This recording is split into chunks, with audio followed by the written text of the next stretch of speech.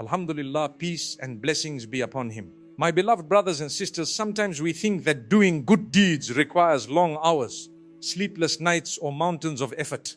But subhanallah, our beloved Prophet Muhammad, peace and blessings be upon him, showed us that even the smallest act, when done sincerely, can carry enormous reward. There is a beautiful hadith in Sahih Muslim, a hadith that should truly awaken our hearts. The Prophet, peace and blessings be upon him, said, "Is it difficult for any one of you to earn 1,000 good deeds in a day?" The companions were amazed and asked, "O Messenger of Allah subhanahu wa ta'ala, how can one of us earn 1,000 good deeds in a single day?" The Prophet, and peace and blessings be upon him, replied, "If he says subhanallah 100 times, 1,000 good deeds will be written for him, or 1,000 sins will be wiped away." She say, "Muslim, subhanallah. Just 2 minutes, just a few breaths of remembrance, and you can have 1,000 good deeds written in your record, or 1,000 sins forgiven." My dear brothers and sisters, let that sink into your heart for a moment. 1,000 sins gone, wiped away, erased by the mercy of Allah subhanahu wa ta'ala. How generous is our Lord? How merciful is He, that for a small remembrance from subhanallah, subhanallah, subhanallah, He grants us reward beyond imagination. But what does subhanallah mean? It means to declare the perfection of Allah subhanahu wa ta'ala. To say that He is free from every flaw, every weakness, every imperfection. When you say subhanallah, you're not just moving your tongue. You're proclaiming from your heart that Allah is perfect in His wisdom, His mercy, His power, and His justice. When you say subhanallah while walking, you're telling the world, my Lord is above everything that happens around me. When you whisper subhanallah after a mistake, you're acknowledging, Ya Allah, you are perfect and I am weak. And when you breathe subhanallah before sleeping, you're letting your heart find peace in His remembrance. Every subhanallah you say becomes a light on the day of judgment. Each one plants a tree in Jannah. Each one polishes your heart, removing stains that sins have left behind. My beloved brothers and sisters, we live in a world of rush, deadlines, distractions, endless scrolling. But in between all that, Allah subhanahu wa ta'ala gave us small keys to Jannah. Imagine just 2 minutes in your day, 1,000 rewards. 2 minutes, 1,000 sins forgiven. This doesn't require wudu. It doesn't require time. It doesn't require effort. Only a heart that remembers its Lord. So the next time you're driving, walking, or lying down, move your tongue gently. Subhanallah, subhanallah, subhanallah. And as those words leave your lips, know that the angels are writing, the gates of Jannah are opening, and Allah subhanahu wa ta'ala is smiling upon you with mercy. My beloved brothers and sisters, when we say subhanallah, it's not just a phrase.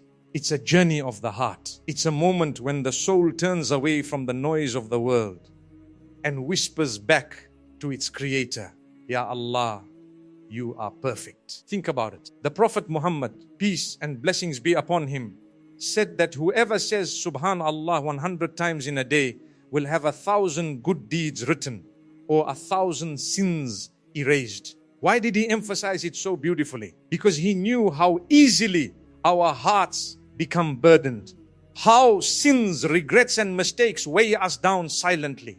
This dhikr is not only for the tongue, it's medicine for the heart. Every time you say subhanallah, you are washing your soul. Each word is like a drop of rain falling on a dusty window, making it clear again so that the light of guidance can shine through. Look at the lives of the prophets. May Allah be pleased with them all. When Prophet Ununus, may Allah be pleased with him, was swallowed by the whale, what did he say? He glorified Allah subhanahu wa ta'ala even in the darkness of the ocean. His subhanaka became his rescue. When Prophet Musa, may Allah be pleased with him, stood before the sea with an army behind him, he didn't panic. He turned to Allah subhanahu wa ta'ala. When Prophet Ibrahim, may Allah be pleased with him, was thrown into the fire, his heart said, Huzba.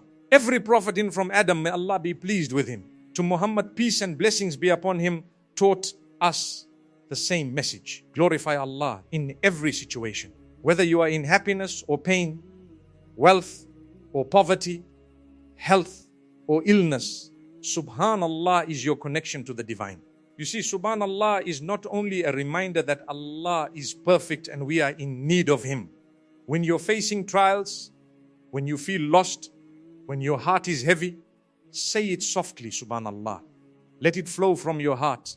Each time you say it, you remind yourself, Allah makes no mistakes. Sometimes when we look at our lives, we don't understand why things happen the way they do.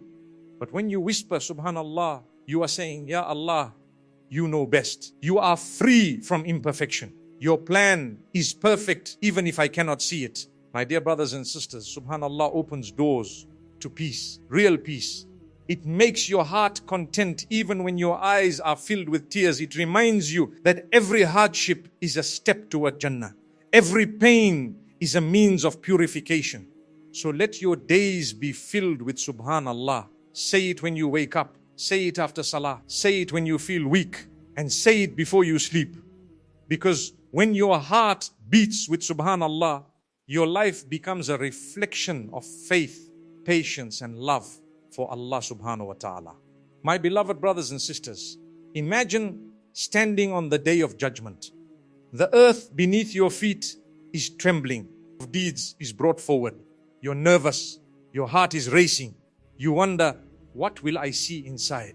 And then you notice pages filled with the words, Subhanallah, Subhanallah, Subhanallah. You realize that those small moments, the ones when you quietly glorified Allah subhanahu wa ta'ala, have become mountains of light. The angels wrote every single one. Subhanallah. You said it while walking to work. You said it when you were sad. You said it when no one else was watching. And now those very words are saving you. The Prophet Muhammad, peace and blessings be upon him, told us, whoever says Subhanallah 100 times a day, his sins will be forgiven, even if they are like the foam of the sea.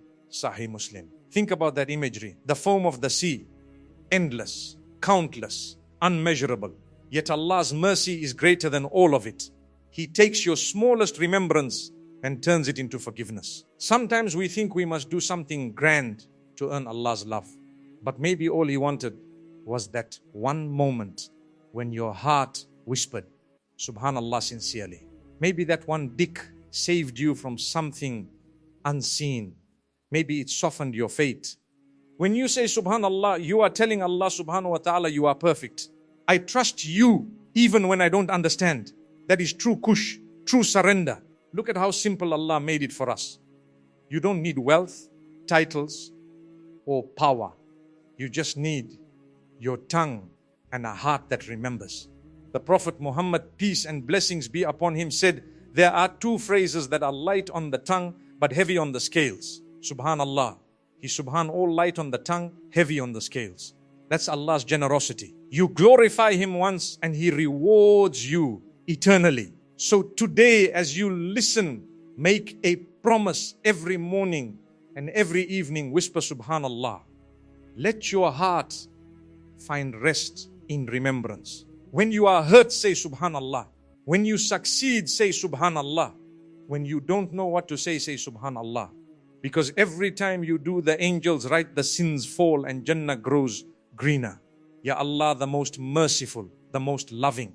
Our hearts are tired. Our souls are weak. Our sins are many. Yet your mercy has no limits.